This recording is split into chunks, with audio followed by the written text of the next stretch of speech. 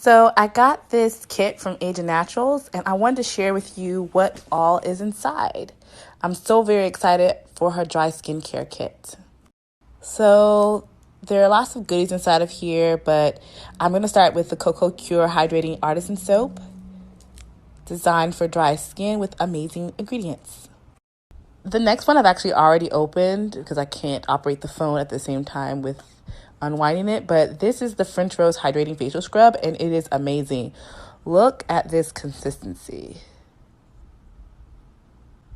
The next thing I want to highlight is the Witch Hazel Rose Infused Facial Toner. I've used her lavender one and I loved it a lot, so I'm sure this will be a great addition to my skincare routine. Asia Naturals has wonderful moisturizers, so I'm so excited to see what this one does for my skin. I have combination skin, so I love the idea that I can use this on my drier parts. The Cocoa Rosé Facial Moisturizer. I'm the most excited to try this Renu Nighttime Facial Serum. It has amazing ingredients. It comes in a glass bottle that you can reuse.